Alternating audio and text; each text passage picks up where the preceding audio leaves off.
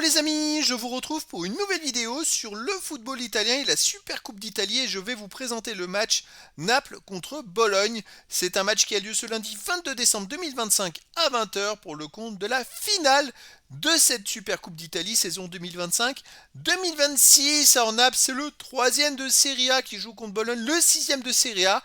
Alors c'est un peu une surprise de retrouver ces deux équipes en finale, mais c'est comme ça.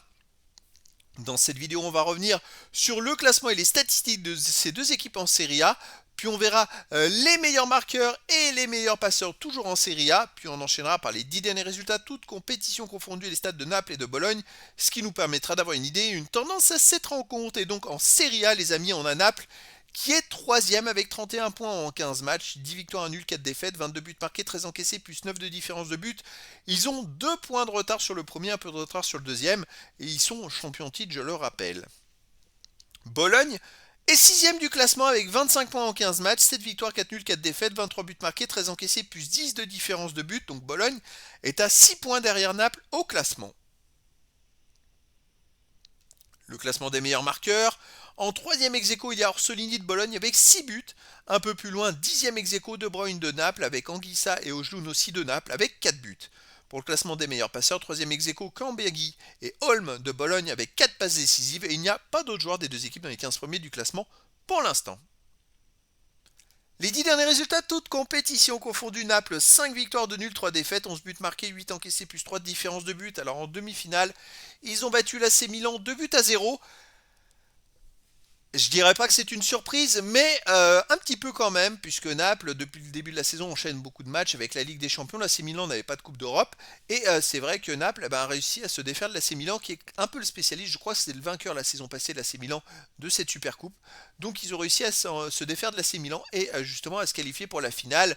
Sinon, avant, ils avaient enchaîné 2 défaites de suite avec la Serie A et la Ligue des Champions, et avant, ils avaient fait 4 victoires et 1 nul dans les 5 matchs précédents.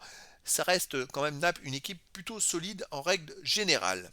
Bologne de son côté, sur les 10 derniers matchs, c'est 5 victoires, 3 nuls, 2 défaites, 16 buts marqués, 9 encaissés, plus 7 de différence de but en demi-finale. Ils ont fait un partout contre l'Inter de Milan, donc je suppose qu'ils ont gagné au tir au but derrière. Et c'est vrai que c'est une équipe qui est capable de faire des résultats. Peut-être qu'ils ont eu de la chance ou pas, j'ai pas forcément les stats de ce match-là. En tout cas, le principal pour eux, c'est qu'ils ont pu se qualifier pour la finale. Donc là, ils restent sur ce nul contre l'Inter de Milan. Avant, ils avaient perdu contre la Juve. Ils avaient fait avant 2 victoires et un nul, avant une défaite, avant 3 victoires et un nul. Bon, c'est une équipe qui est quand même plutôt solide. C'est pour ça qu'ils sont sixième du classement de la Serie A. Attention, c'est une équipe aussi qui enchaîne les semaines avec 2 matchs, puisqu'ils jouent aussi le jeudi en Ligue Europa. Donc une équipe qui est un peu rodée aux 2 matchs par semaine. Et c'est vrai que là, face à Naples, c'est pas la finale forcément qu'on attendait. La saison passée, c'était donc Inter de Milan, AC Milan. Il me semble que c'est l'AC Milan qui l'avait emporté. Là, pour moi, écoutez, c'était pas les favoris. Et pourtant, ils se retrouvent tous les deux en finale. Donc j'ai envie de dire, après, sur un match, tout est possible. Bologne, ils peuvent très bien faire le résultat, faire aller au tir au but. Enfin, je dirais que toutes les deux équipes ont leur chance.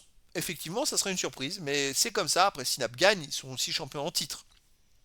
Personnellement, je verrais bien justement une victoire de Naples 2 buts à 1 face à Bologne, mais dans le foot, tout est possible. Et donc je vous donne rendez-vous ce lundi 22 décembre 2025 à 20 h pour le match de football de la finale de la Super Coupe d'Italie saison 2025-2026. Naples, le troisième de Serie A, joue contre Bologne, le sixième de Serie A.